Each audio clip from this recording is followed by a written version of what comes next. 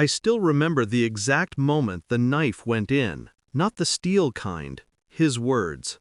"Nothing personal," he said, eyes flat, as if stripping me of 7 years of loyalty and blood hadn't just carved me open.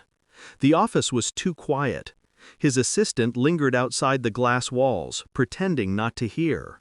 My husband, no, the CEO, sat across from me, leaning back in his leather chair. And beside him stood her, a girl half my age, polished, smiling, rehearsed, my replacement. He gave my promotion to her, a child, his girlfriend. That was the day my marriage ended. But I didn't flinch, I didn't scream, I simply nodded, stood, and walked out. My silence was the sharpest blade I had. I met him when I was 26. Back then, he wasn't the CEO. He was a man with sharp ambition and an empty wallet. I was the one with the connections, my family's investment firm, my name opening doors he couldn't have touched alone. He courted me with charm, but it was his hunger that hooked me. Together, we built something. I gave him credibility, leverage, capital. He gave me late nights, whispered plans, and promises that tasted like forever. For years, I believed we were partners, lovers, a unit. I carried him to the throne only to watch him seat a girl with lip gloss in my chair. The betrayal wasn't sudden. The cracks had been there. The late meetings that didn't need me. The sudden cologne that wasn't mine. His phone always face down. The way his eyes drifted in board meetings, not to strategy charts, but to the new intern. I knew before I saw the message. A careless, "last night was amazing," flashing on his screen. He didn't even bother hiding it anymore. That night I stared at him as he slept beside me. My chest burned, but I didn't cry. Instead, I planned. Revenge doesn't scream, it whispers. And I was very quiet. While he paraded his new prize through the office halls, I gathered my arsenal. Not weapons, accounts. 14 family accounts, spread across generations, representing 58% of his company's total revenue. He never understood numbers the way I did.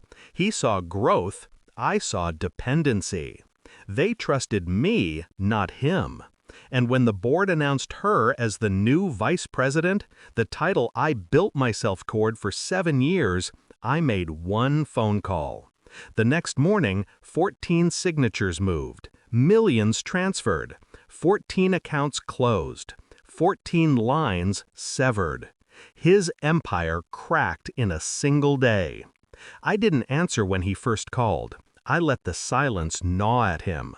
By noon, he was on his 6th voicemail. By evening, his tone had shifted from arrogance to desperation. When I finally picked up, his voice was unrecognizable, strained, frantic, begging. "Listen, we can fix this. Just talk to me. Don't do this. Please." I almost laughed. The same man who had smirked "nothing personal" was now choking on his own words. I spoke only once. "You never understood, did you? It was always personal." And then I hung up. I didn't need to see him fall. I heard it, through the market reports, the whispers in the boardroom, the panic in his tone. The investors pulled back.